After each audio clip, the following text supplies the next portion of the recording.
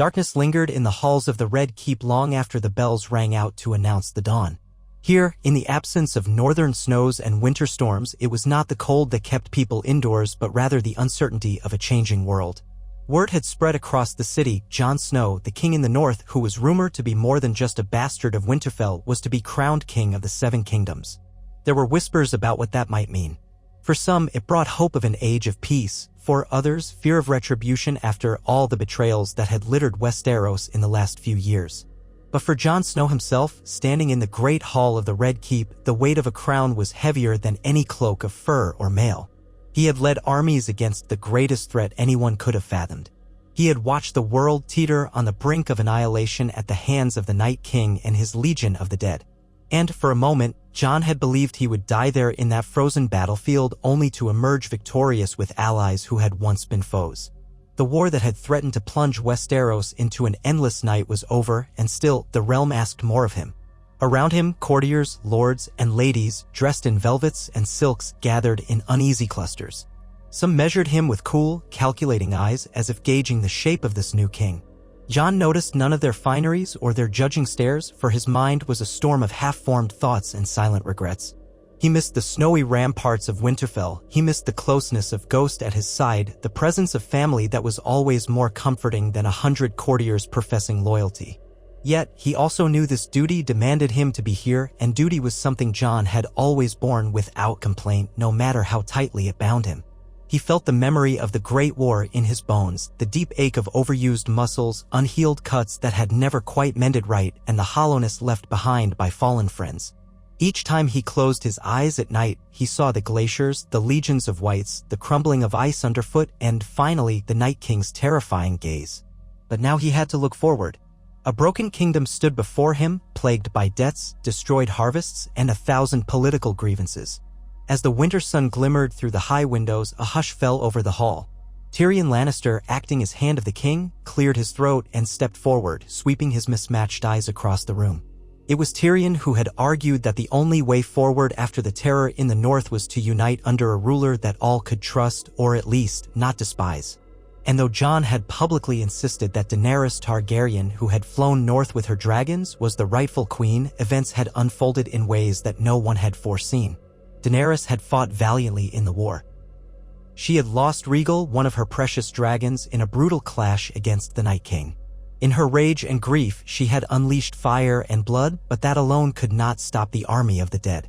The final blow had come when Arya Stark's dagger found the Night King's heart amid the chaos of the Battle of Winterfell, but it was Jon who had led the exhausted forces, stood as the symbol that both North and South would rally behind.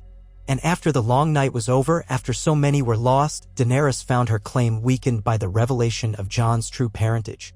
Whispers among the nobility, hushed discussions among the small folk, rumors that spread faster than ravens, all pointed to a single conclusion.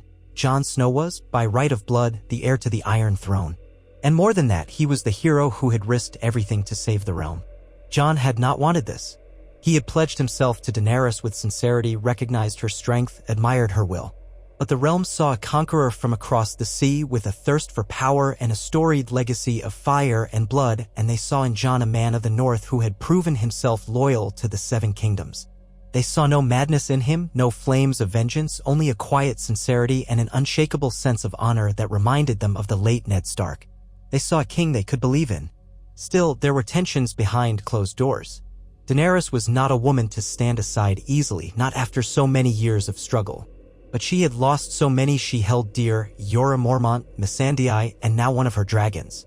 Her armies were worn thin, and her push toward King's Landing had left her precariously perched above a populace that did not know her as liberator but rather as a potential threat. It was Tyrion who brokered a peace in the aftermath, speaking with Daenerys on behalf of the lords of Westeros. She could have rained fire and seized the throne by force, but she recognized that such an act would lead only to more ruin. She had vowed to break the wheel, not become another spoke within it.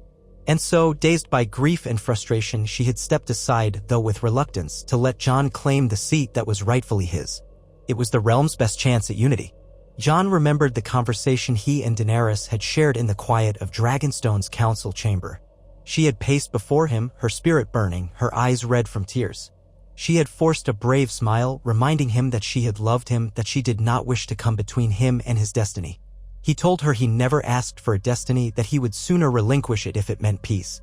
She had rested her hand upon his cheek and said she believed he could bring peace, not only to the north but to all of Westeros. Later that night, she had flown away on Drogon, leaving only word that she would remain in Dragonstone for a time. She would abide by the agreements made and allow him the seat in King's Landing. For a moment, Jon had wondered if he would ever see her again. Now, as Tyrion waited for the room's attention, Jon forced himself to stand taller. He wore plain leathers beneath a cloak of silver and black, a slight nod to his Targaryen heritage. But the Winter Wolf of House Stark was embroidered upon the breast, and that was how many still saw him, the wolf that united with the dragon to save them all from the cold. The hush deepened to silence. Even the birds perched in the rafters seemed to withhold their calls, as if the Red Keep itself held its breath. "Lords and ladies," Tyrion began, his voice measured, "we stand at the dawn of a new era. We have survived the worst darkness that any of us could have imagined. We have seen the long night and prevailed. Now we must rebuild, and we must do so together. Your new king is a man who has known no small share of hardship, who has shed blood and tears not in pursuit of power but in defense of all life. He is a man of two houses, Targaryen by birth, Stark by the nurturing arms of Winterfell, and I believe he can unite us all. May I present to you, Jon, of the houses Targaryen and Stark, the first of his name, protector of the realm, king of the Undulls, the Rhoynar, and the first men." Tyrion lifted his hands, gesturing toward Jon. A few scattered cheers sounded, uncertain at first, but they grew stronger as more voices joined in, among them knights who had ridden south with him, lords who remembered his father's honorable reputation, and small folk who had heard tales of the king in the north. Yet just as many voices stayed silent. Some looked upon Jon with guarded expressions. He could almost see the flicker of cunning calculations behind their eyes. The Lannisters, what remained of them, the Tyrell alliances, and other powerful houses that had once jockeyed for position under the old regime. Jon took one step forward and cleared his throat. He was never one for speeches. The few times he had tried before a battle, his words had always been plain and direct. Perhaps that was what people had come to expect from him. He swallowed, gazing about at the colorful banners, and slowly began, "I stood on the fields of ice against an enemy that did not care for crowns or the names of ancient houses. They only cared for death. I saw men and women from all corners of Westeros fight side by side, and I saw them give their lives for each other. We have shed too much blood already. If we are to endure, we have to set aside old grudges, old hatreds, and see each other not as enemies or strangers, but as allies in a world that can be cruel."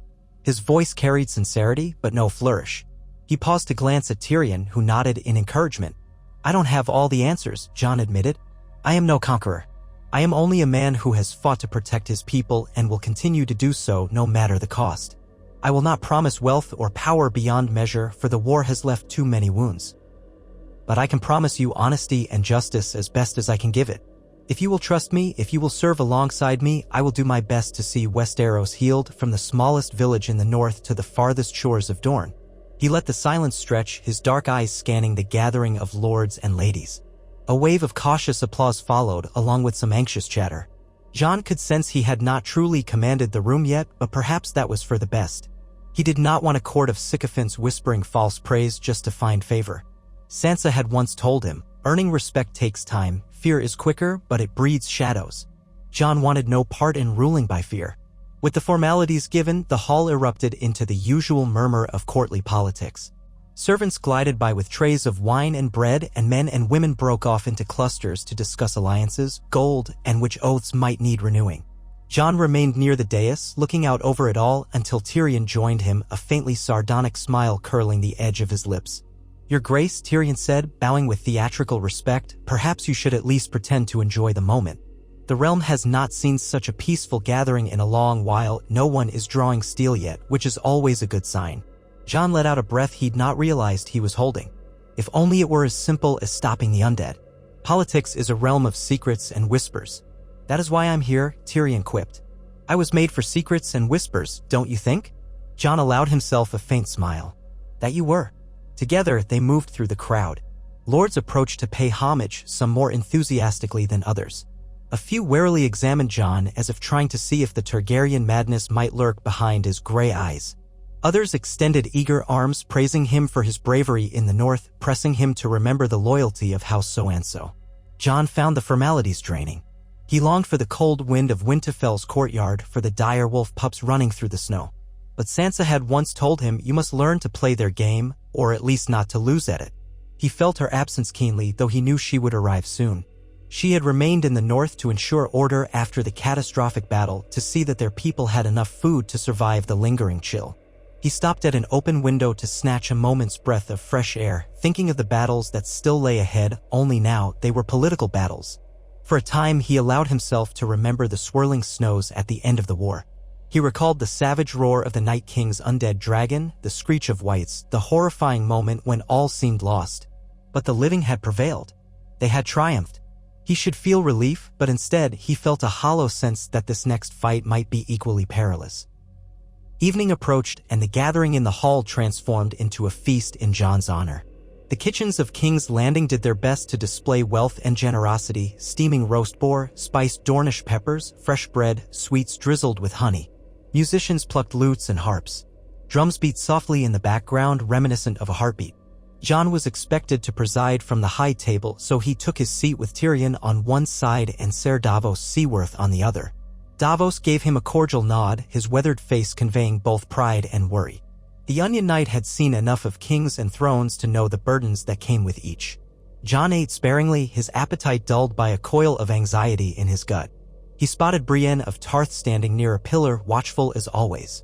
She had arrived in King's Landing as a symbol of loyalty from the north to protect the new king, though he suspected she would have done so anyway out of respect for the Starks. The glimpse of her tall, stalwart figure made him feel a bit safer in these treacherous surroundings. When the toasts began, Tyrion stood, cup in hand. "Let us raise a glass to the king who never wanted to be king," he said with a flourish, causing a mild ripple of laughter. "To Jon Snow, who led us all through the greatest war in living memory, who cared more for survival than for crowns and yet has a crown now to match the length of his to-do list. The man has a good heart, a strong sword arm, and perhaps most importantly, he listens to me on occasion."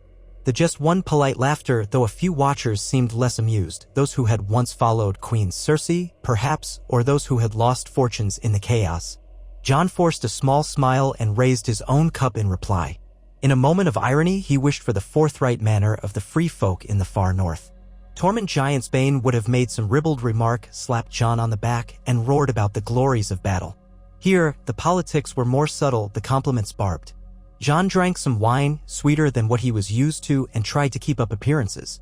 That night, the city was subdued in comparison to other feasts for crowned monarchs. The people had not yet decided if they should celebrate wholeheartedly or wait to see if this new king proved worthy. A sense of quiet trepidation covered King's Landing like a light fog. Jon watched from a balcony of the Red Keep, the half-moon illuminating the rooftops below. He had seen so much death. He wondered how many spies lingered around corners, how many knives might be drawn in the dark. War had a certain honesty. You faced your enemy on the battlefield, steel to steel. Court life, however, was another beast entirely. Jon did not like it, but he would face it. There was no turning back.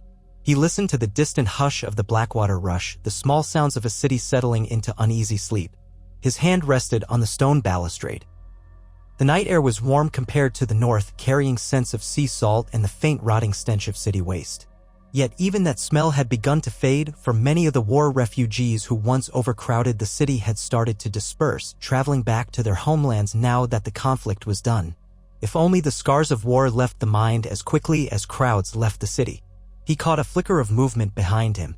He turned to see Arya.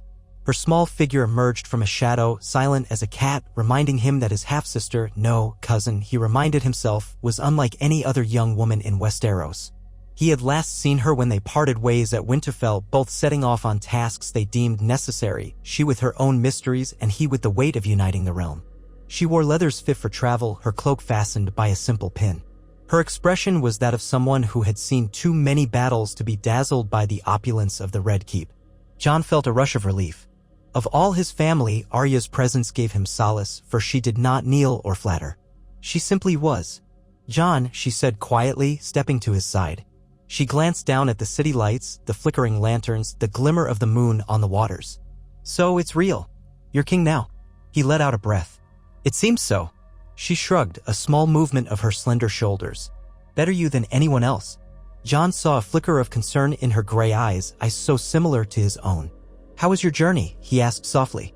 "Uneventful," she said, though her tone suggested she preferred it that way. "I heard rumors about the gatherings here, the politics. Sansa said she would come soon once she's sure the north is stable." He nodded. "I want her advice. I need it." Arya studied him for a moment as if she already understood the burdens laid at his feet. "She'll want to make sure you're not being used as a puppet for southern lords," Arya said bluntly, reminding him of the cunning edge that Sansa had developed. "But I can see you have good counsel. Tyrion, Davos, they respect you." The city below twinkled, and for a moment, Jon let himself imagine that somewhere down there, people were telling tales of the Great War, mothers tucking their children in with stories of the heroes who had fought in the snow. He wondered how they spoke of him. Did they make him sound larger than life? That made him uneasy. He did not feel like a hero. He felt like a tired man trying to do what was right. "How is Winterfell?" he asked. "Cold, but it endures," Arya replied. "The people haven't forgotten your leadership. They celebrate you. But they're also wary of you staying in King's Landing for too long, serving the realm." Jon understood that all too well. "I'm still a Stark," he said, "but I have a duty to all of Westeros now. I only hope they can see that in time." Arya looked at him with empathy. She reached out to squeeze his hand once, a quick gesture of solidarity before withdrawing. "You're not alone," she said. "Remember that."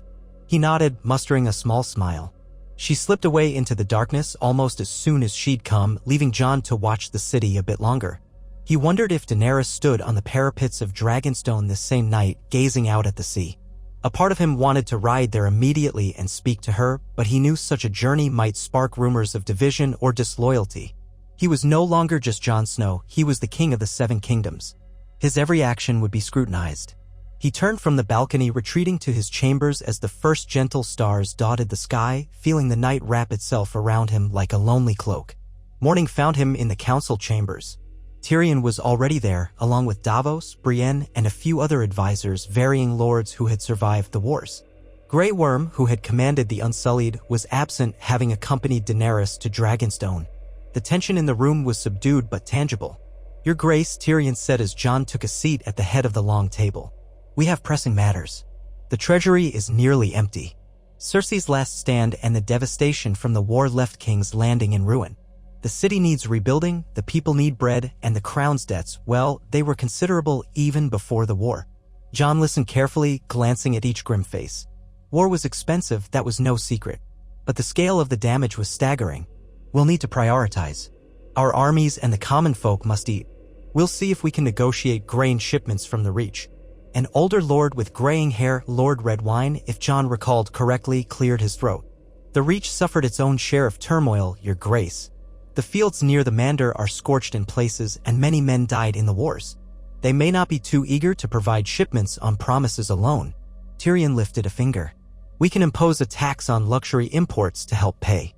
In a time of rebuke, Alding, the wealthy must contribute more. It won't solve everything, but it can give us a start. Also, we should consider an immediate investment in farmland recovery. Any coin the crown has should go into seeds, plows, and repairs for irrigation. Without a reliable harvest, we risk famine." Jon tapped the table thoughtfully. "We can't tax people into starvation. But if we make it clear the money is going to replanting and relief, maybe the lords will see the sense in it. We must be careful not to push them too far." Brienne spoke up next, her voice steady. "There's also the matter of security.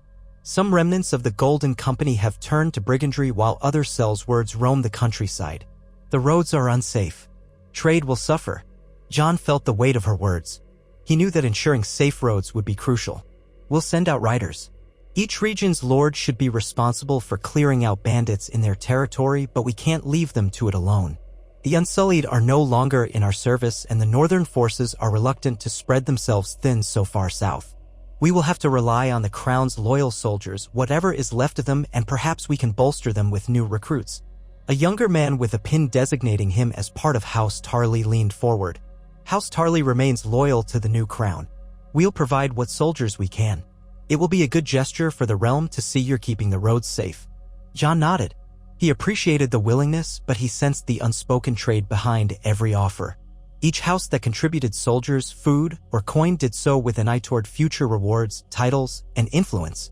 This, he realized, was the reality of ruling, balancing the realm's urgent needs with the cunning deals that kept powerful families in line.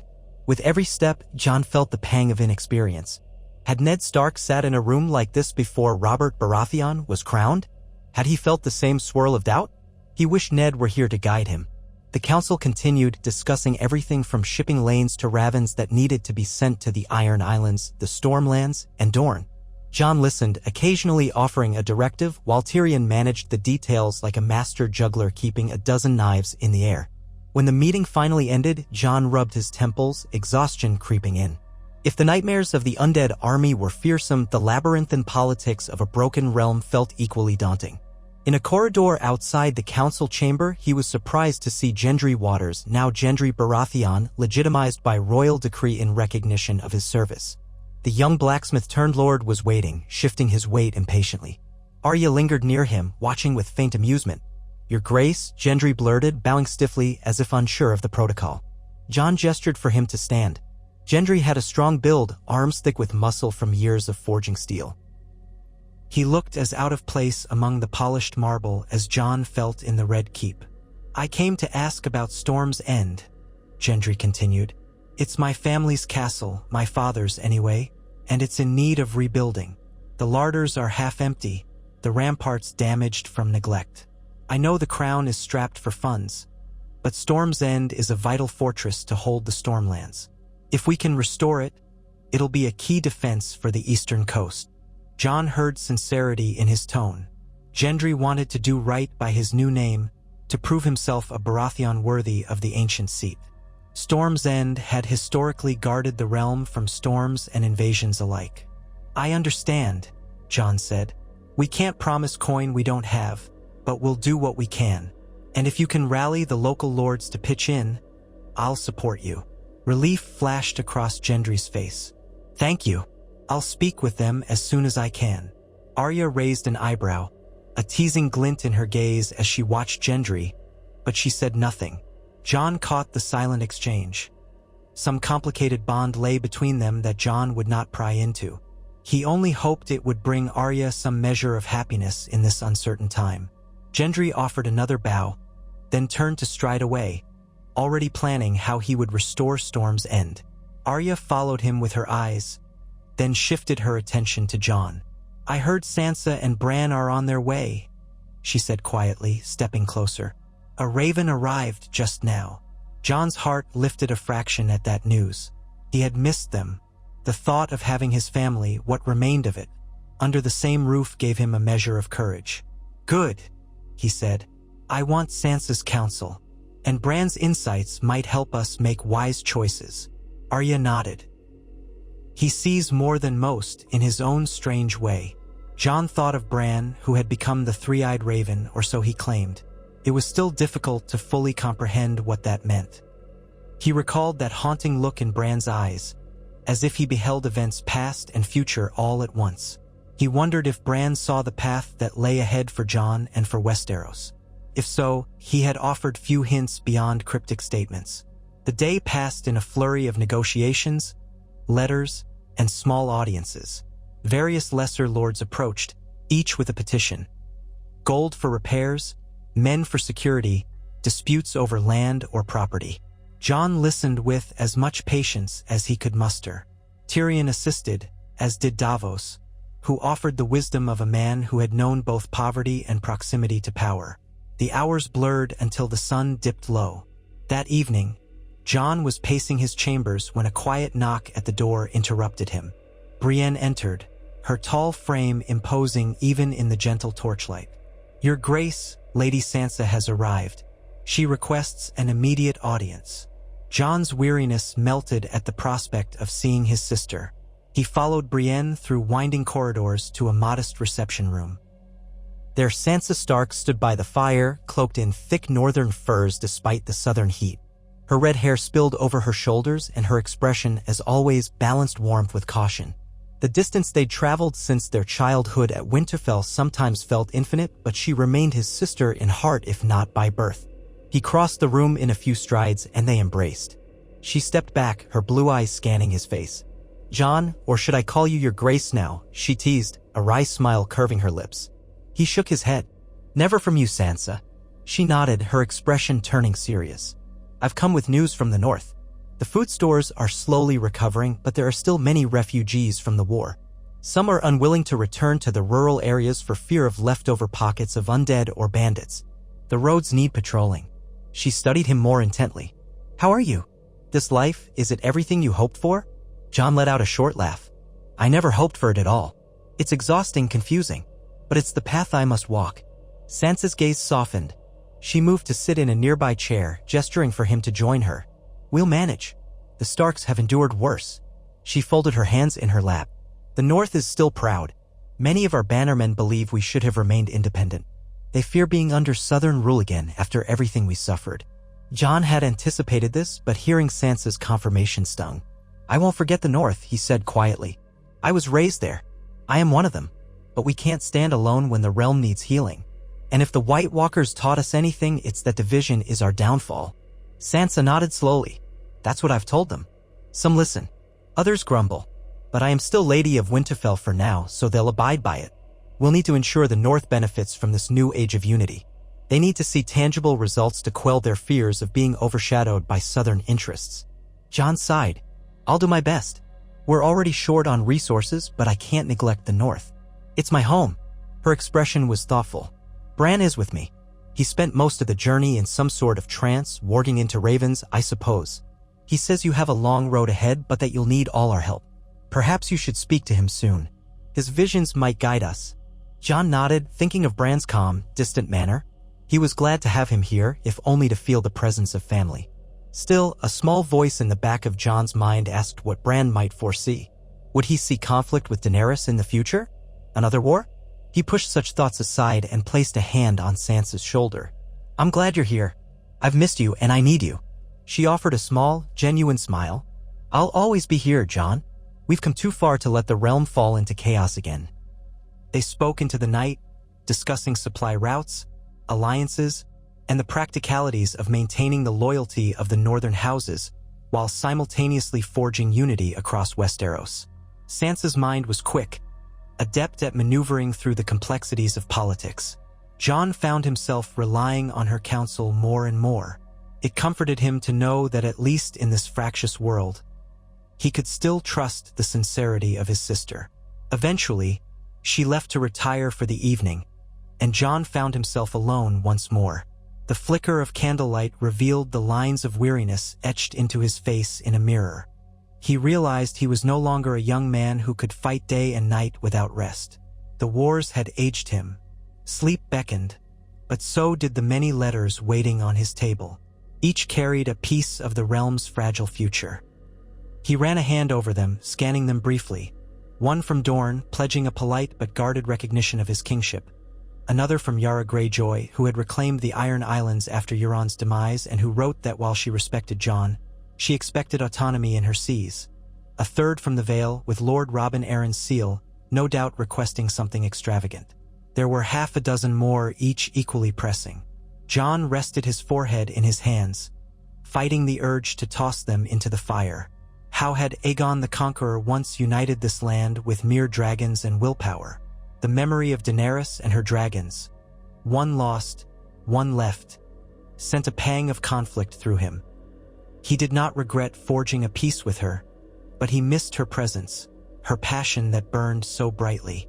At length, he realized that ignoring his fatigue would do no good. With a heavy sigh, he set aside the letters and rose, stepping out into the quiet hallway. The torches flickered, casting dancing shadows on the walls.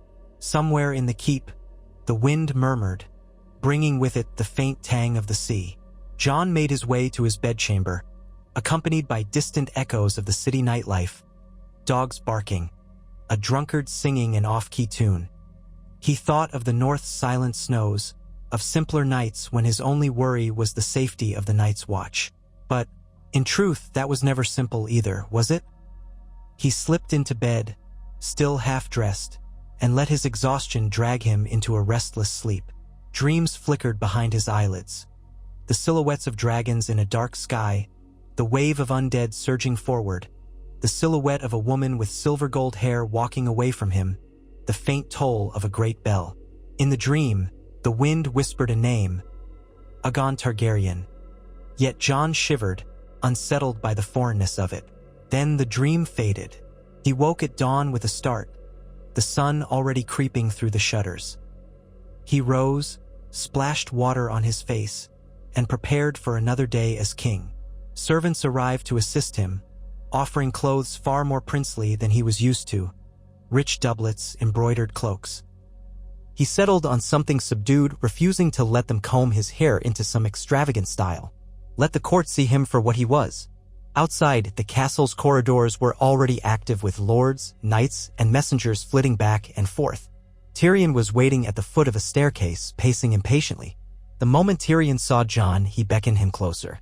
"The Dornish envoy has arrived early, your grace. They're waiting in the solar." Jon glanced at a window. The sky was still streaked with pale morning light. "Already?" "Indeed," Tyrion said. "Let us hope they bring something more than stinging wines and sharp tongues." Jon grimaced but nodded. Dorne was a place that had always stood apart, fiercely independent. Winning their support could prove critical in stabilizing the realm, but it wouldn't be easy. He followed Tyrion to the solar, the room adorned with tapestries depicting scenes of Targaryen victories long past. The Dornish party stood by an ornate table laden with fresh fruits and pitchers of water. Their leader was a tall woman with golden skin and keen eyes, dressed in light silks that contrasted sharply with the more somber attire of the northern-born courtiers. She inclined her head politely but did not bow deeply. "Your Grace," she said in a smooth, measured tone. "I am Arya's cousin, Nera Sand, representing the new leadership in Sunspear." Jon recognized the surname Sand as a bastard name in Dorne, but perhaps this woman had her own claim or was simply entrusted as a diplomat. "Welcome," Jon said, trying not to sound weary. "I hope you had a safe journey." "It was as safe as one can expect," she replied coolly. "We encountered bandits near the Stormlands, but we dealt with them swiftly. That is part of why we've come. Dorne wishes to know how your grace intends to ensure the safety of the southern roads. Also, we wish to discuss trade. Our ports are open, but we require certain assurances from the crown." Jon motioned for her to continue, feeling Tyrion's subtle, watchful gaze. "You must understand," Nera said, "that Dorne has always been proud and protective of its sovereignty. We held our own for generations even when Aegon the Conqueror first arrived. While we have no desire for further bloodshed, we will not be subjugated. We will stand as loyal allies if our terms are respected. One of these terms involves the appointment of local Dornish wardens rather than crowning an outsider to watch over us." Jon listened. She spoke with confidence, not arrogance. He could sense she would not hesitate to walk away if the terms did not satisfy her. He thought of Sansa's words about the north. Indeed, many regions felt a similar reluctance to kneel once again to a southern throne. Perhaps the time for a strong central monarchy was changing. He remembered Daenerys's dream of breaking the wheel.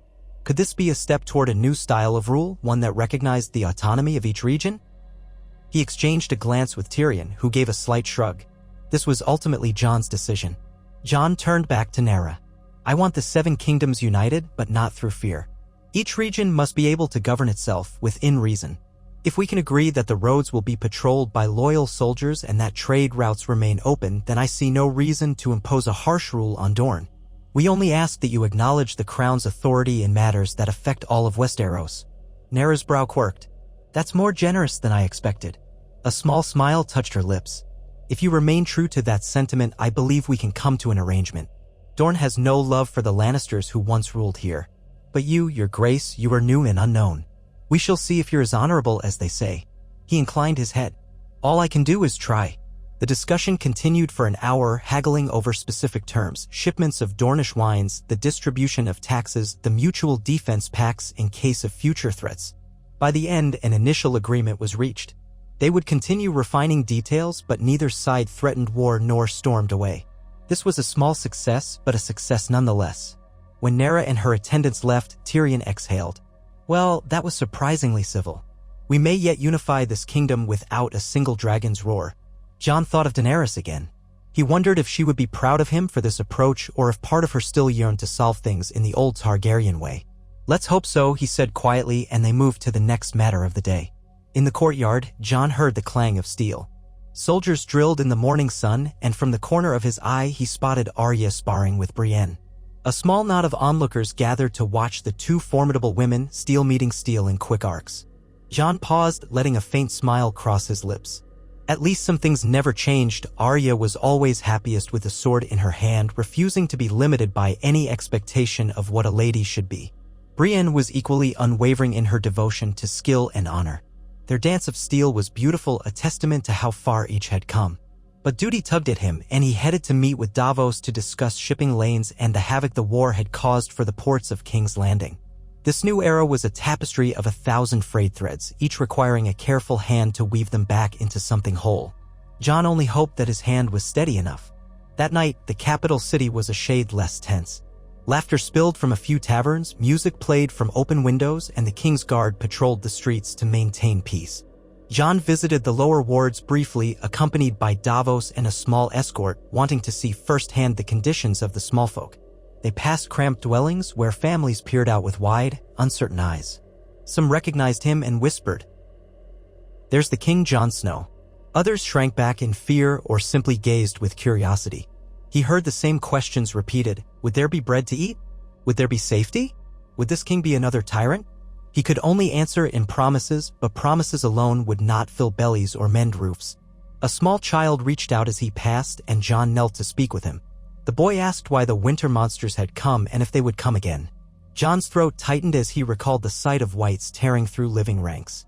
But he managed a gentle answer, telling the child that those monsters were gone, that people from all over Westeros had fought together to vanquish them. The boy's mother nodded, relief etched in her face, though her eyes held shadows of trauma. Jon pressed a silver coin into her hand and told her to buy some food. Her grateful bow stabbed him with guilt. There were thousands like her, and not all the silver in the realm would erase the horror they had experienced. Sobered, Jon returned to the Red Keep, his mind swirling with thoughts of how to bring relief to these people. War might be over, but the scars ran deep. Would a battered kingdom accept him as their rightful king? Or was he merely a convenient figure soon to be tested in the fires of dissent? He needed rest, but rest came slow. He found himself in a small solar, a single candle flickering, staring at a piece of parchment. It was a letter with the wax seal of Dragonstone, a short note from Daenerys that had arrived by Raven earlier that day. She wrote in careful words that she was attending to her own matters, tending to Drogon, reflecting on the losses. She inquired about the rebuilding efforts. She did not speak of her claim, nor demand he relinquish the throne. It was cordial, yet distant. Jon's heart ached at the distance. He dipped a quill in ink, trying to compose a reply. He wanted to say so many things, that he missed her, that he wished things were different, that he was sorry for how it all unfolded. But everything felt insufficient. In the end, he settled on a few lines. That the realm was slowly healing, that the people remembered her role in saving them, that he hoped they could speak again face to face. He added that he would welcome her counsel if she chose to offer it. He sealed the parchment and handed it to the waiting Ravenkeeper. Whether she would accept the gesture, he did not know. They had parted in a place beyond words, entangled by duty, loss, and the knowledge that their families' pasts had shaped them into uneasy allies, and something more. He stared at the dying candle's flame until it flickered out, and then he headed to his bed, hoping for a few hours of dreamless slumber. Soon, he told himself, soon I must go to Dragonstone. But not yet. Not until this nascent peace was stable enough that his absence would not unravel it. Until then, he would stand as king and do his best to set right what he could. He rose the next morning with a resolve that felt tempered by the trials behind him. The sky outside his window was a hazy blue, streaked with pink clouds as the sun prepared to climb. He dressed simply, shrugging off the more ostentatious garments the servants offered. Even as king, he could not bear to appear swaddled in over-rich fabrics. Perhaps, he thought, the lords of the South would grumble that he did not adorn himself like a king. So be it. In the courtyard, several members of the King's Guard bowed as he passed. It still felt strange to see men in white cloaks bowing to him. He offered them the barest nods in return. Their shining helms reflected the dawn light, evoking a sense of pageantry Jon had never quite embraced. He remembered the solitude of the wall, its grim purpose, its wind-swept ramparts, and realized how far he was from the young man who had first arrived at Castle Black all those years ago. He found Bran in a small garden tucked behind the Red Keep, a place rarely visited by the courtiers. It was a modest space, with a few hardy flowers and a large weirwood carving that had been transplanted from the north decades ago. The tree was not truly alive. It was more sculpture than living trunk, but it gave the faint impression of a face in the white bark. Bran sat in his wheeled chair near it, eyes distant. Sansa stood beside him, one hand lightly resting on the back of his chair. They both turned at Jon's approach. Sansa offered him a small, warm smile. Bran's face was more inscrutable. Even so, Jon felt an immediate sense of calm in their presence. They were the last living ties to the House Stark that had once been a simple northern family. Except none of them were quite the same. Sansa, with her practiced political acumen, Bran, the three-eyed raven, and Jon, who now wore a crown he had never wanted. Bran's gaze drifted up to him. "It is good to see you," he said in a voice that sounded neither young nor old. "I was watching the ships in the harbor. So many come and go, carrying stories with them." Jon glanced toward the keep's distant ramparts. "Aye, the city is stirring with new life now that the war's ended." Bran nodded once, then turned his attention to the weirwood carving. "I dreamed last night," he said softly. "I saw a storm on the horizon, a swirl of black wings, and a single flame in the darkness. We must be prepared." Jon felt a chill slip through him despite the warmth of the morning. He had learned not to dismiss Bran's warnings, cryptic though they might be. "Another threat? Do you think it's beyond the sea? In Essos?" Bran gave a slight shake of his head. "I cannot see all the details yet, just the outlines." He paused, studying Jon with a gaze that felt ancient and deep. "You and Daenerys share a bond, no matter the crowns or claims. If you wish this realm to remain whole, you must not let that bond dissolve into enmity. The fire that saved us can also consume us." Sansa exhaled softly, her lips pressing thin. Jon could sense her unease. She had always been cautious about Daenerys, and who could blame her, given the Targaryen legacy and the tragedies that had befallen their family? But for all Sansa's misgivings, she had come to recognize Daenerys' valor in the war against the dead. The root of the tension now lay in political realities. 2 claims to 1 throne, 2 leaders with loyal followings. Jon nodded to Bran. "I sent her a raven. I hope to ride to Dragonstone soon and speak with her. But the realm is fragile, and I worry leaving King's Landing for too long might unravel the progress we've made." Sansa bent down to adjust the blanket draped over Bran's legs. "What if Tyrion and I manage affairs while you're away?" she offered. "If this meeting is truly what's needed to ensure peace, well, we all know Daenerys' strength. If she feels overlooked or spurned, that strength could turn on us." Jon met her gaze, gratitude and uncertainty mingling in his eyes. "Would you truly be comfortable overseeing the court in my absence? Many southern lords are skeptical of a northern regent." Sansa drew herself up with quiet dignity. "Let them be skeptical. I've learned to deal with skepticism. Tyrion remains Hand of the King, and with me as the King's sister by his side, we can project unity. Brienne, Davos, they'll all help. Arya will too, I'm sure, though she's never been one to enjoy courtly trappings." Bran's voice slid between theirs, calm yet unyielding. "You are meant to speak with Daenerys, Jon. That is the path that could unify or shatter the realm, depending on how you tread it." Jon hesitated, feeling the enormity of it. He had fought battles against impossible odds, Hardhome, the Battle of the Bastards, the Great War in the North. Yet the prospect of leaving King's Landing to negotiate with Daenerys felt as precarious as any of those. But he understood deep down that it needed to be done. Ties had been frayed, loyalties questioned. A meeting could either mend or snap what remained. And he still cared for her in some quiet corner of his heart that refused to be stilled. He exhaled, stepping closer to Bran so he could crouch beside his chair. "If it must be done, then I'll do it. But tell me, do you see anything else, anything about how these negotiations might go?" Bran's pale eyes flickered. "Only that it will not be simple. There are forces at work in Westeros that care little for the name Targaryen or Stark. They seek power in the shadows. But I believe, Jon, that you and Daenerys still share a desire to protect the innocent. Remember that." Jon closed his eyes briefly. He rose and turned to Sansa. "I'll rely on you. but I won't linger in Dragonstone more than necessary.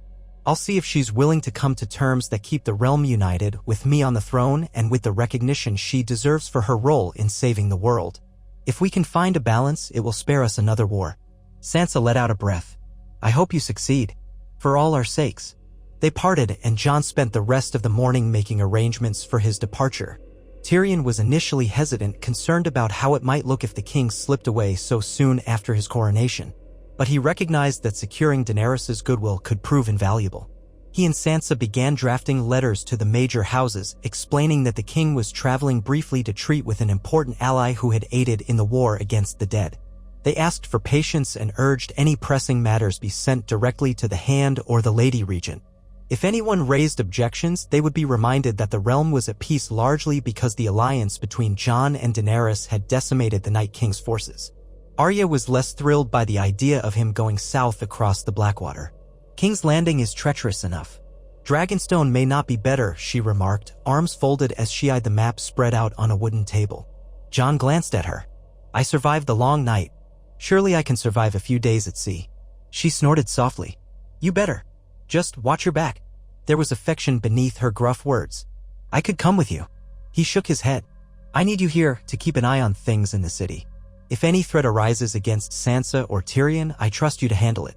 A ghost of a grin touched her lips. "Fine, but if you need me, send word." He nodded, embracing her briefly before stepping back. It was strange, after years of war, any kind of departure felt laden with finality, as if any journey could be the last. But he reminded himself this was different. The dead were vanquished. He would come back. He took a modest retinue, a dozen knights in stark cloaks, a few skilled soldiers sworn to the crown, and Davos by his side. The Onion Knight would serve as a voice of wisdom, as he always had. They prepared a small ship, the Winter's Wind, provided by House Valerion. One of the few houses with a strong naval tradition who had declared for Jon once the wars were done. Tyrion and Sansa stood on the quay in the early dawn as they departed, seagulls wheeling overhead. The banners of the Seven Kingdoms fluttered at half-mast along the docks, a symbolic gesture acknowledging the losses incurred in the Great War. The sail southward was mercifully calm, the seas relatively gentle beneath a sky that drifted from cloudy grays to bands of sunlight. Davos spent much of the journey discussing trade opportunities and the fishing harvests with Jon, reminding him that controlling the seas was essential to feeding King's Landing. Jon nodded absently at times, his thoughts slipping to what awaited him. Each day at sunset, he found himself on the deck's prow, gazing across the waters toward Dragonstone's silhouette when it finally came into view, a brooding shape on the horizon. His memories of the island were tangled with memories of Daenerys. Their first meeting in the Cavern of Dragonglass, the moment he had bent the knee, the conversation in which they realized their hearts were entwined despite the odds. But now everything was different. She had stepped aside, or perhaps been forced aside, by the realm's will. He carried the crown that, by rights, had once been hers to claim. She had Targaryen blood, as did he, yet hers had carried her across the narrow sea to reclaim a birthright lost since Robert's rebellion. His life had been shaped by the North, by Winterfell, by the Stark name that had never truly been his. If the realm was to endure, they had to find common ground, or else risk plunging it into another war. They arrived at Dragonstone's port under a gray sky. Black stone towers rose sharply from the rocky island, giving the fortress its eerie grandeur. Davos guided the men off the ship while Jon stood by the gangplank. His heart pounded more than it ever had before a battle charge. Finally, he descended onto the pier where an honor guard of Unsullied waited, dressed in scaled armor, their spears upright and motionless. Grey Worm stood at their head.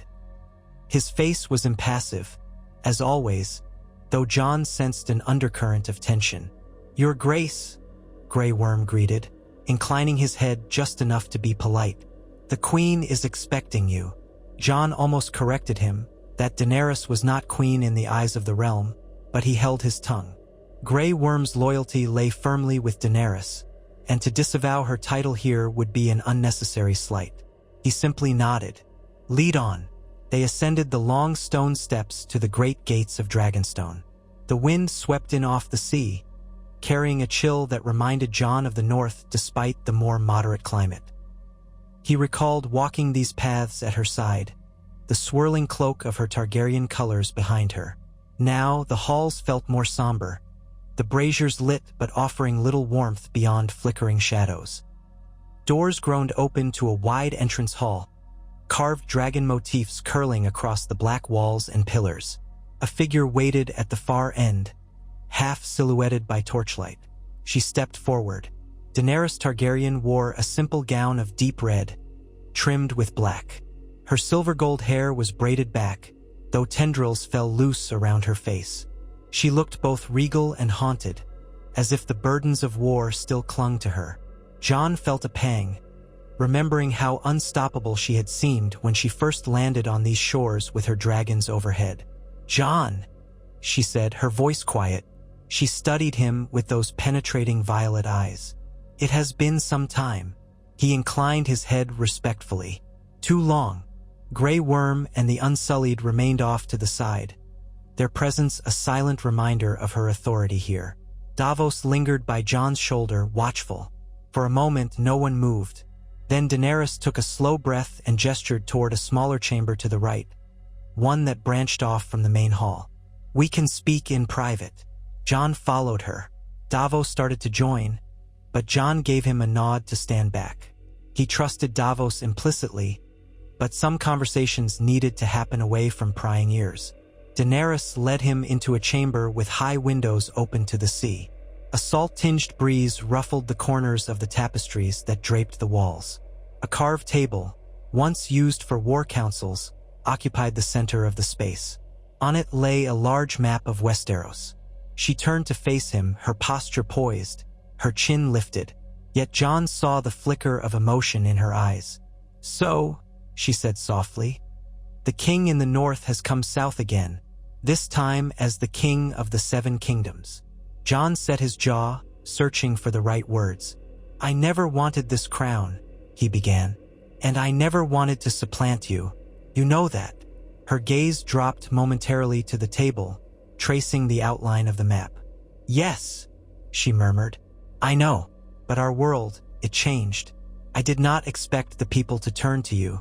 After everything I did to free them from the Night King, after I brought my dragons, my armies, across the sea to defend Westeros. Perhaps it's only my pride that's wounded, but it still feels like fate has been cruel."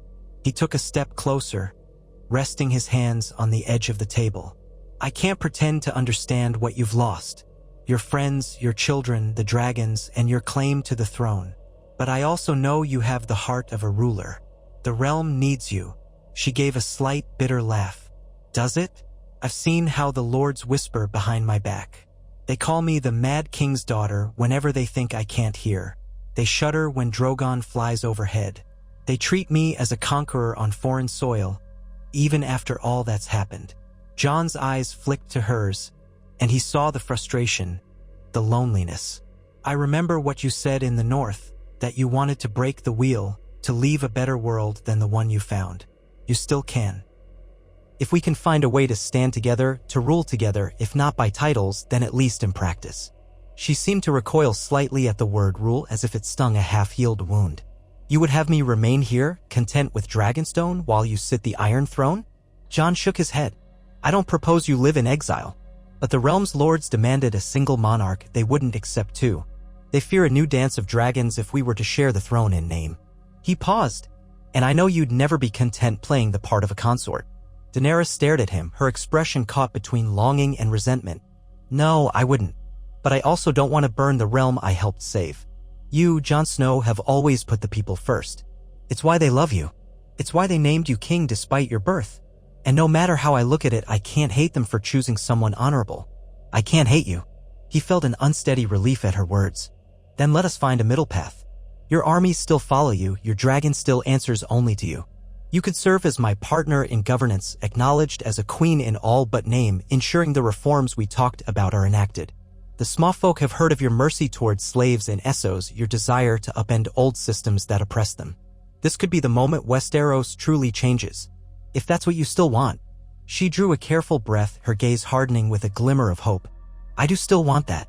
For all the heartbreak, I can't forget why I began this journey, to free people from tyranny, to end needless suffering.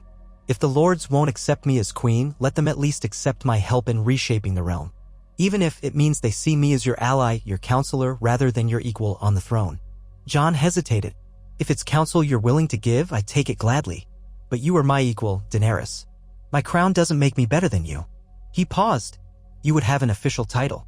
Something that acknowledges you as a protector of the realm with rightful authority to act. Daenerys moved around the table, one hand skimming the edges of the carved mountains and rivers. Finally, she stopped close to him, her face tilted up to meet his eyes. A formal alliance would require a public declaration. Are you prepared for that? The lords might question your loyalty, claim you're bending to a Targaryen will, eh? I've already faced their doubts, Jon interjected. They doubt everything. Let them. I'll state plainly that without you, the realm would have fallen to the dead. That you remain a vital force in rebuilding. If they don't like it, they can voice their objections to my face and we'll see how far they get. She managed a small smile, the first he'd seen from her since his arrival. They might fear your northern stoicism more than my dragon's fire at this point. They stood there in a hush, only the sea wind filling the silence. For a moment, they were no longer rulers or claimants, but two people who had endured unimaginable trials. Jon wanted to reach for her hand to say something comforting, but the memory of their last parting and the complicated truth of their blood ties gave him pause. Daenerys seemed similarly torn, longing and guardedness flickered across her features. At last, she spoke in a hushed tone. I know things can't be as they were, but I hope in time we can find trust again. Jon nodded, the depth of that hope resonating in him. Trust and maybe forgiveness. She pressed her lips together, then turned away, walking toward the open window. The sea stretched out like molten silver under the overcast sky. You've come all this way. Stay for a few days. Let's hammer out the details of our agreement in writing and in spirit. Then, we will return to King's Landing together. Jon felt something loosen in his chest. I'd like that. She cast him a sidelong glance as if uncertain whether to invite more closeness. In the end, she simply nodded. I'll have quarters prepared for you and your men. Before he could speak further, she made her exit, leaving him in the chamber with the old table map of Westeros. The place was laden with ghosts of the past, Stannis Baratheon, who had once claimed the Iron Throne from here, the Targaryens who had ruled before Robert's rebellion. Now it seemed the wheel might truly be turning. Whether it was for good or ill would depend on the choices they made in the coming days. He found Davos in the courtyard below. The old smuggler was eyeing the Unsullied with cautious respect. How did it go, Your Grace? Davos asked when Jon approached. Jon let out a slow breath. Better than I feared. She's willing to cooperate, maybe more. We'll stay a few days to work out an official alliance. Then we'll return to King's Landing together. Davos gave a thoughtful nod. She hasn't demanded you surrender your crown? No, Jon said quietly. I think she's come to terms with the fact that the realm chose me. But she wants to remain involved in governance and rebuilding. And what do you want? Jon considered the question. I want to end these divisions. I want the people to see that Daenerys is a force for good, that she's not the tyrant some fear. And I don't want to lose her as an ally.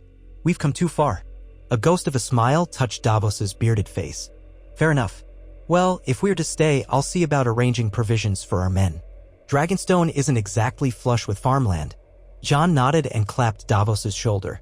Together, they spent the rest of the day settling the retinue in the austere guest quarters, ensuring the horses were stabled and the supplies accounted for. The fortress was quiet, the corridors sparsely populated compared to the bustling Red Keep. Outside, waves crashed against the rocky shore and gulls soared in the bleak sky. It felt like a world apart. That evening, Grey Worm and a few of Daenerys' advisors joined Jon, Davos, and some of the Stark Knights for a modest meal in the Great Hall. Daenerys did not appear at first. Jon suspected she might be avoiding a public display of unity just yet. She eventually entered midway through the meal, offered a courteous nod to the assembled men, and took a seat at the head of the table opposite Jon. Attention rippled through the hall like a subtle, invisible current. Yet as the meal went on, simple fare of fish stew, bread, and a flagon of wine, she and Jon exchanged polite words about the war's aftermath. Grey Worm sat rigid, rarely speaking, while Davos attempted to lighten the atmosphere with comments on the state of King's Landing's harbor. Though not exactly jovial, the gathering ended without conflict. In Westeros, that was a victory in itself. Later, Daenerys invited Jon to join her on one of the winding parapets that overlooked the sea. Torches burned in iron sconces, sending shadows dancing across the black stone. Drogon perched on a distant battlement, a looming silhouette against the dark sky. Occasionally, the dragon's eyes gleamed like embers, watching them from afar. "Does he remember me?" Jon asked quietly, gazing at the massive beast. She hesitated. "He does. But he's been uneasy since Rhaegal's death. The bond they shared, the connection with me, everything changed that night. He's protective, more solitary." She offered Jon a half-smile. "But he won't attack you if that's what you're wondering." Jon let out a low breath. "Good to know." He paused, watching Drogon shift his wings, then turned his attention to Daenerys. "About what we discussed, do you truly believe you can accept a role that isn't queen? After all you've endured?" Daenerys leaned on the parapet, the wind gently tousling her hair. "You've asked me that once before, in different words. Whether I could yield. At the time, I refused to even consider it." Now she paused, gazing at the dark waves. "I lost so many people, Jon. Ser Jorah, Missandei, half my Khalasar, Rhaegal. I nearly lost everything in the Great War. And I know I nearly lost myself, too, in grief and anger. I didn't want to become my father or to hurt innocent people in a blind pursuit of the throne. If stepping back, letting the realm have you as king, prevents more suffering, then so be it. But I won't be a figurehead. I won't just vanish into the background." Jon placed his hand on the cold stone. "I wouldn't ask you to. If anything, the realm needs your vision. Most of these lords are too attached to tradition, too blind to new possibilities. That's where you come in." She studied him for a moment, measuring the sincerity in his expression. "I believe you mean that." Her eyes flicked to his hair, which was slightly longer now, pulled back in a rough tie. "You've changed. More than just wearing a crown. There's a confidence in you, a sense of acceptance of your own destiny. I used to see a man running from who he was. Now, it seems you've stopped running." A trace of sadness tugged at his mouth. "I'm not running, no. But I'm still not entirely comfortable with it all. Every day, I worry I'll make a decision that costs thousands of lives. The lords squabble, the small folk starve. And I'm left wondering if I was the right choice." Her fingers brushed the parapet, and for a second, Jon thought she might reach for his hand. "You're the right choice because you care enough to worry," she said softly. "The ones who seek power rarely deserve it." They fell into a somber stillness, listening to the ocean's deep roar against the cliffs. At length, Daenerys spoke again. "Tomorrow, we can draft the document outlining our alliance. Perhaps we can even share it with your council in King's Landing. I'll propose some measures, land reforms, a new code of laws protecting freedmen and peasants from exploitation. I want it to be known these ideas came from me and that you support them." Jon nodded. "I do support them. Sansa might advise caution. She knows how the lords can resist anything they see as threatening their power, but I won't let that stop us. The realm is rebuilding. This is the best chance. We have to reshape it for the better." Daenerys' eyes glinted with renewed spirit. "Yes, a time of rebuilding can be a time of rebirth if we have the will. And you've always had the will to protect your people." Jon looked away, recalling the harsh lessons he had learned on the wall, then again at Winterfell. "We both do," he said quietly. Their gazes locked, and for a breath, the burden of crowns and titles vanished between them. In that fleeting moment, there was only the memory of shared warmth in the coldest winter, the echo of a love that had once broken all barriers. Yet neither spoke of it directly. Too much had changed. The wind swept the ramparts, carrying salt and a hint of possibility. He took his leave soon after, returning to his quarters with a mind crowded by thoughts of the future. He wasn't sure if or how they might rebuild their relationship, but at least they seemed to have found a fragile bridge between them. That alone felt like a victory. The next day, negotiations began in earnest. Daenerys' senior advisor on statecraft, a former freedman from Meereen named Markin, sat with Davos and Jon in a small council chamber. Together, they drafted an official treaty. It affirmed Jon's status as king of the Seven Kingdoms while granting Daenerys a formal seat on his council as the Queen's Hand, though that title was a courtesy rather than an official duplication of Tyrion's role. The text declared her authority to propose and enact reforms in the realm's name, provided they had the king's signature. It also recognized the Unsullied and the remnants of the Dothraki as allied forces under her command, but pledged that they would defend the realm in times of crisis. Davos was the first to question how it might be received in King's Landing. "We'll have lords who balk at the idea of a Targaryen having so much sway," he warned. "They fear she'll start calling her banners the moment they displease her." Daenerys tilted her head, eyes calm. "Then they can bring their concerns to the king, who holds ultimate authority to check my power if needed. I won't raise an army against him. If that's not enough to quell their fears, then nothing will." Jon glanced over the document. "We should add something that explicitly states any decision requiring large-scale warfare must be approved by both the king and the council. That way, no one can claim you'll march on them at a whim." Daenerys shrugged. "Very well. They spent hours refining the language, ensuring the roles were clear. At times, Markin and Davos clashed over small details, how taxes would be allocated, how the new code of laws would be introduced, but they found middle ground. By midday, they had a workable draft. After a brief respite, Daenerys summoned Grey Worm to join them, wanting his perspective on how the Unsullied might fit into this new order. Grey Worm expressed concerns about discrimination against his soldiers. Jon promised to see that they'd be recognized as an honorable force, not outsiders. With each step, an accord took shape, still fragile but real. By the time the sun dipped low, painting the sky in muted oranges and purples, they all felt the weight of the day's progress. Daenerys rose from her seat, scanning the parchment that lay on the table. "This is more than I hoped for when you first arrived," she admitted. "I thought we'd only manage to avoid war. But it might be something better." Jon stood as well, feeling a sense of cautious optimism. "We have a chance to show Westeros that alliances can be formed on ideals, not just fear or bloodlines.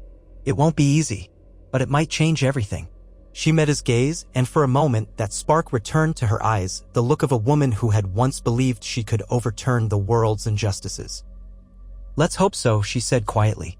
They agreed to finalize details in the morning, then set sail for King's Landing soon after. Jon couldn't help a surge of relief. The prospect of returning to the city, not as rivals but as allies, felt like the best possible outcome. Yet even as he allowed himself a moment of triumph, he recalled Bran's warning, a storm on the horizon, black wings, a flame in the darkness. He didn't know what it meant, but he sensed that forging an alliance with Daenerys was only the first step. The realm had long shadows, and there were undoubtedly those who would not welcome this new arrangement. Old hatreds and new ambitions simmered just beneath the surface. He retired to his chamber where a cool breeze wafted in from the narrow window. For a time he lay awake on the simple bed, listening to the distant crash of the sea. His mind drifted through plans for reintroducing Daenerys to the court, how to present their alliance to the lords, how to ensure the North did not feel overshadowed. But eventually his fatigue overcame him and he sank into a heavy sleep, untroubled by dreams for once. Morning came with a gusty wind that rattled the shutters. Jon rose and joined Daenerys in the council chamber to place their seals on the treaty, an official copy carefully scribed by Markin. They pressed signet rings into hot wax, his bearing the dire wolf of House Stark, hers embossed with the dragon of House Targaryen. The sight of the two seals together struck Jon as a symbolic union, reminding him of the long-ago pact House Targaryen had with the North when Rhaegar Targaryen and Lyanna Stark had come together in secret. Now, a new generation forged a public and entirely different alliance. Shortly after, they began preparations to sail for King's Landing. Daenerys decided to bring only a modest group of Unsullied, leaving the bulk of her forces at Dragonstone. Marching thousands of soldiers into the city would only stoke fears, she reasoned, and Jon agreed. He led his own retinue back to their ship while Daenerys boarded a smaller vessel with Grey Worm Drogon flying overhead as an ever-watchful guardian. The journey proved uneventful, though the presence of Drogon shadowing the ships from above caused plenty of awe among the sailors who spotted him. By the time they reached Blackwater Bay, news of their arrival had raced ahead. Small boats clustered, eager to glimpse the returning mother of dragons and the new king traveling side by side. When they set foot on the docks, Tyrion and Sansa, flanked by members of the King's Guard, awaited them. Jon saw Sansa's guarded expression at the sight of Daenerys walking beside him. Even so, she dipped her head courteously and Daenerys returned the gesture. Arya appeared nearby, leaning against a post with an inscrutable half-smile. The air crackled with tension but no hostility. Together, they made their way up to the Red Keep. Bystanders lined parts of the streets, unsure whether to cheer or keep silent. The traumatized city had not forgotten the dragons overhead nor the terrifying wars that preceded this day. A few called out timid welcomes, others simply watched in uneasy wonder. Once inside the throne room, Tyrion cleared his throat and stepped forward to address the gathered lords, ladies, and officials who had hastily assembled. Honored guests, we are here to witness the formal alliance between King Jon Targaryen Stark and Daenerys Targaryen, the breaker of chains, mother of dragons. His words echoed in the lofty chamber, the Iron Throne looming behind him. Sansa and Arya stood to one side, flanked by knights. A hush fell. Jon gestured for Daenerys to step forward with him. They faced the crowd. Though no official coronation ceremony was taking place, Jon already wore the crown and Daenerys was not claiming it. There was a sense of significance to the moment. Jon raised his voice, clear and steady. "I stand before you not to renounce my kingship nor to claim sole dominion without counsel. I stand with Daenerys Storeborn of House Targaryen because we share a purpose to rebuild this realm after the horrors of war, to protect it from future threats, to ensure the well-being of our people, highborn and low. Today we proclaim a treaty of alliance. Daenerys Targaryen will serve as my chief advisor with the authority to propose reforms that will benefit us all. Her armies shall remain allied to the crown, devoted to the defense of Westeros. This treaty is sealed by our word, our signets, and our history of fighting side by side in the Great War. He turned to Daenerys. She inclined her head, letting her voice ring out. I came to Westeros believing I had a birthright to sit the Iron Throne. Through hardship, I've learned that what truly matters is not a chair of swords, but the lives we save and the future we shape. In King Jon, I see a ruler who strives for justice and unity above personal power. I accept this role as his ally and advisor that we might together break the cycles of tyranny and strife. A smattering of applause arose, though it was cautious. Jon glimpsed the uncertain faces of several lords, some wearing uneasy frowns. Others gave polite nods, acknowledging the necessity of this partnership. He spotted Gendry Baratheon in the crowd, who wore an expression of relief. Perhaps he'd feared a fresh conflict. Brienne stood near Sansa, her gaze steadfast. Tyrion stepped forward again, bridging the tension with a small bow.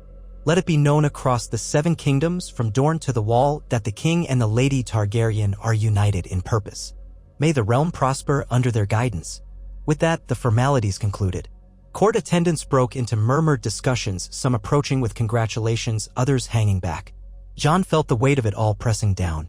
This was only the start of a longer process, proving this alliance to the realm, enacting the reforms, keeping tensions at bay. Yet for the moment, he allowed himself a spark of hope. As the crowds dispersed, Sansa approached, her posture regal. She regarded Daenerys with cool courtesy. "Welcome back to King's Landing," she said, her tone neither warm nor cold. "I'm glad to see you and Jon have found a workable agreement." Daenerys gave a polite inclination of her head. "Thank you, Lady Sansa. I appreciate your acceptance. I know the North has reservations and your perspective is valuable to the king." Sansa pursed her lips, studying Daenerys' face. "Yes. Well, the North will watch closely to ensure our people are not forgotten." She turned to Jon, her voice softer. "Your Grace, there are matters that require your attention, letters from the Vale and from the Reach. They heard rumors of your journey to Dragonstone and wish to confirm the state of affairs." Jon nodded. "Very well. Let's gather in the council chamber soon. We have a treaty to implement." Daenerys moved off to confer with Grey Worm, who had just entered the throne room. Sansa lowered her voice, leaning closer to Jon. "I hope you know what you're doing. She's lost so much, and losing things can drive people to desperate measures." He met her gaze. "I won't let it come to that. She wants to rebuild, not destroy." Sansa studied him, then gave a small nod. "If that's true, I'll do my part to help." Jon felt a measure of relief. His sister's acceptance, lukewarm though it might be, was crucial. He turned his attention to Tyrion, who approached with a flask of wine in hand. "Shall we toast to the new era?" the dwarf asked, raising the flask slightly. Jon almost refused, but then thought better of it. He nodded. "A small toast, yes.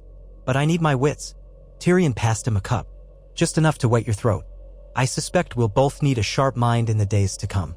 They clinked cups, the wine's tang lingering on Jon's tongue. Behind them, the throne loomed, a symbol of power that had caused so much bloodshed. Perhaps now, with a different approach, they could guide Westeros towards something better. But in the far recesses of Jon's mind, Bran's cryptic warning still echoed. A storm on the horizon. A swirl of black wings. A single flame in the darkness. He wondered what shape the storm would take. In the days that followed, the Red Keep bustled with renewed activity. Daenerys settled into a suite of rooms, her presence both an intrigue and a concern to various factions. She spent hours with Jon and Tyrion in the Solar, discussing the immediate steps of rebuilding, new guidelines for farmland recovery, the distribution of leftover wartime supplies, and the establishment of safe roads patrolled jointly by crown forces and local lords' men. Daenerys insisted on drafting proposals for granting rights to the small folk, giving them the ability to appeal to a royal court if their lord abused them. Jon recognized the radical nature of such ideas, but he also believed they aligned with the vow he'd made to serve all the people of the realm. Surprisingly, Gendry Baratheon threw his support behind these measures. "My father was a king who rose up from the rebellion's chaos," he told Jon. "But he was also a man who drank and hunted more than he governed. I saw how lords could be cruel. If we can give the common folk some protection, maybe we'll avert more rebellions." Lord Royce of the Vale was less enthusiastic, as were a handful of Reach lords who had flocked to King's Landing. They warned of a destabilizing effect, claiming that if peasants gained too much power, the balance between highborn and low would crumble. Tyrion played mediator, offering clever compromises and reminding them that an unhappy peasantry posed a greater threat in the long run. Amid these intricate negotiations, Jon and Daenerys appeared side by side at small audiences, receiving petitions. She wore practical attire, leathers in Targaryen black and red, while Jon continued to favor the muted grays and browns that called back to the north. The contrast seemed symbolic, two rulers from different worlds, forging a shared path. Whispers circulated. Some praised their cooperation as a sign of hope, others muttered that it was an uneasy truce that could explode at any moment. One late afternoon, after hours of council, Jon found himself restless. He slipped out of the Red Keep and descended into the city, flanked by only 2 guards. He wanted to see the progress of reconstruction firsthand. The streets were still scarred by the past conflicts, charred buildings from when Cersei had unleashed wildfire, houses crumbling from the siege. Yet signs of recovery emerged, bricklayers patching walls, carpenters repairing roofs, vendors returning to the marketplaces. He reached Flea Bottom, the poorest district where the stench of refuse and cramped alleyways assaulted the senses. Children ran barefoot across uneven and stones. A scrawny dog darted behind a pile of broken wood. Jon paused by a makeshift soup stall, manned by a tired-looking woman with flour streaks on her cheeks. She gazed up at him with wide eyes, initially not recognizing the king beneath his plain cloak. When realization dawned, she bowed hastily. "Your Grace, please, there's no need for that," he murmured, stepping forward. "How goes it here? Are you and your neighbors getting enough food?" She hesitated, wringing her hands. "Some days, others not so much.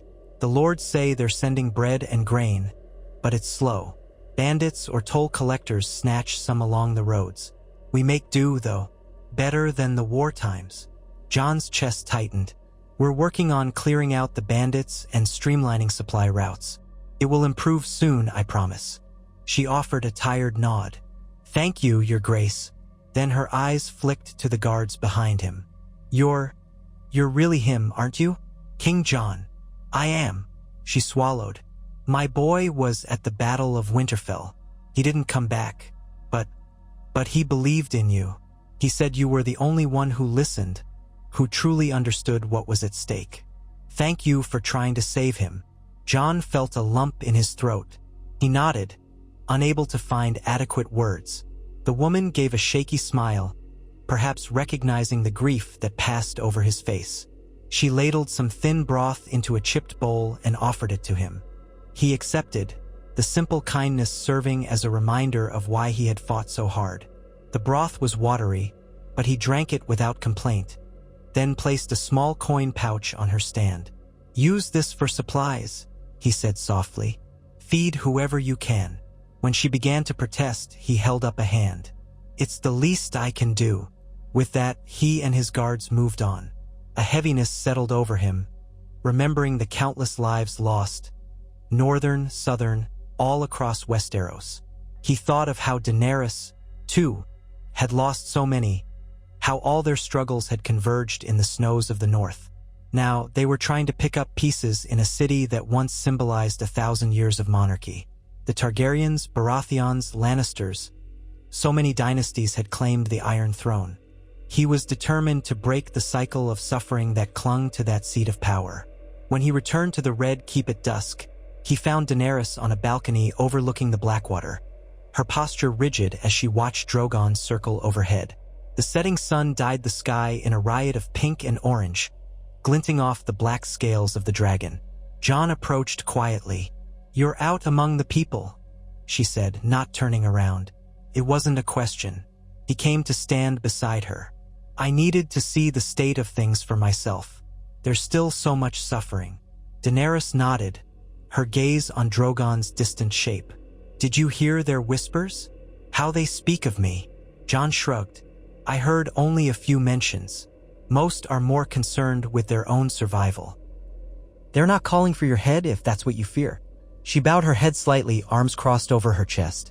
"I worry that no matter how much I try to help, they'll always see me as a foreign queen who once wanted to claim the throne by force." We'll change that, he said quietly. Step by step, we show them that you're here to uplift the realm, not dominate it. She finally glanced at him, a crease in her brow. You really believe they'll accept me? He returned her look, his gray eyes steady. They accepted me in time, and I was once just a bastard from the north. The people can be more forgiving than we expect if we truly work for their benefit. A small smile tugged at her lips. Sometimes your optimism surprises me, Jon Snow. He almost smiled back. I'm just stubborn. The same stubbornness that made me fight the Night King when half the realm refused to believe he existed. She turned her attention back to the sky where Drogon let out a distant roar. Then let's hope our combined stubbornness is enough to reshape Westeros. Night settled in around them, the wind off the bay turning cool. They spoke in low tones about the next day's council session, the proposals Daenerys planned to bring forth, the establishment of a guild for freedmen to find work, the start of a scholarship fund for orphans of the war, and the building of a new hospital in King's Landing. Each idea would meet resistance, but Jon encouraged her to stand firm. Slowly, he realized that the dynamic between them was returning to what it had been before all the revelations and losses, two minds united by purpose, if not by the same claim. Still, as he left her on the balcony, he couldn't shake the sense that all of it hung by a thread. The realm was battered, the politics fractious. They were forging a new path with no map, only a shared determination. If any shadow from the past returned, be it a threat from Essos, a hidden pretender, or simply the stubborn pride of Westerosi lords, it could undo them all. In the days that followed, a flurry of letters arrived from every corner of the realm. Some lords applauded the alliance, others decried it as unnatural. Yet the wave of open rebellion Jon feared never came. Perhaps the memory of the dead flooding over Winterfell was still too fresh, or perhaps the presence of Drogon circling overhead reminded them not to tempt fate. Meanwhile, Daenerys's reforms moved through the council in piecemeal fashion, with Tyrion and Sansa carefully negotiating concessions to keep influential nobles on board. Bran occasionally entered the council chamber, speaking in that distant voice of his. He never argued for or against a policy, merely offering cryptic observations. The people of Lazarene once taught that a good ruler must have eyes in the past and the future, he remarked at one session, startling half the assembled lords. It's the only way to see where the road truly goes. Then he would wheel himself out, leaving everyone puzzled. Arya, for her part, avoided the courtly gatherings, preferring to roam the city's back alleys, silent as a shadow. She reported occasionally to Sansa or Jon about suspicious gatherings, mercenaries from the Golden Company who'd gone rogue, or petty lords plotting in taverns, but so far, nothing of major consequence surfaced. Gendry split his time between forging new gates for Storm's End and providing updates on the fortress's restoration. He appeared to enjoy working at the royal smithies, sweat glistening on his brow as he hammered iron, and Arya was seen there more than once, quietly watching him with an unreadable expression. Then, on a cool morning that hinted at autumn's approach, a raven arrived from the north, specifically Castle Black. Jon recognized the seal of the Night's Watch, though it had changed hands since his time as Lord Commander. The message was succinct. Wildlings returning from beyond the wall had spotted strange fires in the haunted forest, accompanied by footprints that were neither fully human nor animal. No whites had been seen, but the watch was uneasy. Memories of the dead still haunted them. They asked for guidance from their once brother, who was now king. Jon felt a prickle of concern as he folded the letter. The old nightmares returned in a rush, the White Walkers, the infinite legion of undead, the cold that stole breath from the lungs. They had destroyed the Night King, but the lands beyond the wall remained mysterious and perilous. He went to find Daenerys, needing to share the news. He found her in the courtyard, checking on Drogon, who sprawled with reptilian grace near a patch of scorched earth. The beast's eyes flicked at Jon's approach, but he did not stir. Daenerys rose from a crouch, brushing her hands against her skirts. "Is something wrong?" she asked, catching the worry in his expression. He handed her the Raven scroll. She scanned it, her brow furrowing. Strange fires, footprints. It might be nothing, but after what we've seen, we can't ignore it. Jon sighed. The Night King may be gone, but the far north has old powers, ancient magics. Not all of them are hostile, but we can't be sure. The wildlings are experienced, but if they've never seen footprints like these, it's concerning. She returned the scroll. "What do you propose? Send soldiers? The realm can't afford to spare many." Jon thought for a moment. "I'll dispatch a small group of seasoned rangers, maybe some from the north who fought whites. If it turns out to be a false alarm, good. But if there's something stirring, we should know." Daenerys nodded. "I agree. We can't let any threat fester." He managed a faint smile, recalling how unlikely that sentence would have sounded years ago. Daenerys Targaryen, once across the sea, now concerned about the well-being of the Night's Watch. "I'll make the arrangements," he said. "We'll keep it discreet. No need to panic the realm." She placed a hand on his arm, a tentative gesture of solidarity. "Jon, do you think the darkness will ever truly be gone?" He studied her face. "I don't know. The world is vast. Even if we stamp out one threat, another can rise. But that's why we do what we do: prepare, defend, protect." She exhaled softly. "Then we'll face it together if it comes." He touched her hand briefly in agreement. Just then, Drogon lifted his huge head, emitting a low rumble that reverberated through the courtyard. Daenerys withdrew her hand as if embarrassed to be caught in a moment of vulnerability. Jon stepped back, nodding to her. "Together," he repeated before departing to arrange the mission. Thus began the new phase of their rule. While the lords bickered in council chambers, while roads were rebuilt and city walls repaired, while fields were sown anew, Jon and Daenerys stood as a dual force guiding Westeros. They clashed at times over how quickly to implement changes, over which lords to trust, but they learned to compromise. Tyrion orchestrated it all with a mixture of exasperation and cleverness. Davos provided a grounded moral compass, and Sansa, as Lady of Winterfell, maintained the North's interests without undermining the crown. Arya's quiet watchfulness protected them from hidden threats. Bran's cryptic insights occasionally steered them away from dangerous decisions. Over the months, rumors of the realm's new stability spread. People spoke of a king and a former queen who had overcome rivalry to forge something stronger. They marveled at the sight of Drogon occasionally soaring above King's Landing in a lazy arc, yet never unleashing fire on the rooftops. The tensions did not vanish. Many lords still harbored resentments and fears, but an uneasy peace held, reinforced by the memory of what they had all faced in the long night. Jon still felt the ghosts of the past weighing on him. He would never forget the faces of those who died, nor the horrors they had all endured. But he found a measure of purpose in the day-to-day work of governance, an endless battle of paperwork, audiences, and negotiations, yet all in service of something greater than himself. And in Daenerys, he found a partner who understood that burden, even if their bond had changed form. One evening, as they were finalizing a new law regarding the protection of orphans, something Daenerys had fiercely advocated, he looked at her across the table. Her silver-gold hair caught the lamplight, her expression consumed by the lines of the document. He realized that for all the heartbreak and loss, he was grateful they had not become enemies. They had come too close to letting politics and old vendettas tear them apart. Now, they stood side by side, forging a kingdom that might endure. Daenerys glanced up, catching his stare. She offered a small, tired smile. "We're nearly done," she said softly, tapping the parchment. Jon nodded. "Yes. Only a few more signatures." She exhaled, setting down her quill. "It's slow work, but we're changing things." He met her gaze, and for a moment, time seemed to slow. The old warmth flickered between them, tempered by respect and a new sense of purpose. "We are." She looked back at the parchment. "You should rest soon. Tomorrow's session with the lords from the Vale won't be easy." Jon sighed. "I know, but I'll manage." They fell quiet, returning to their tasks. Outside, the Red Keep slumbered under a star-studded sky. Occasionally, the distant roar of Drogon reminded everyone that power and fragility coexisted here. Jon dipped his quill again, signing his name with the practiced care he had adopted since becoming king, Jon of houses Targaryen and Stark. He remembered the day he learned of his true parentage, the sense of disorientation and betrayal. Yet now, that lineage had allowed him to stand as a unifying figure, neither purely wolf nor purely dragon, but a blend of both. And Daenerys, the rightful Targaryen claimant, had chosen to stand with him rather than against him, forging a new legacy for her house. Thus the story of Jon Snow, once a bastard, once a brother of the Night's Watch, found a different ending than anyone might have predicted. He became king of the Seven Kingdoms not through conquest, but through the trust of a realm desperate for someone to defend them from the darkness. He held the throne not alone, but with the guidance of a dragon queen who had sacrificed her own crown for the greater good. Their path was uncertain, fraught with challenges yet to come, distant storms that might brew in the far north or across the sea.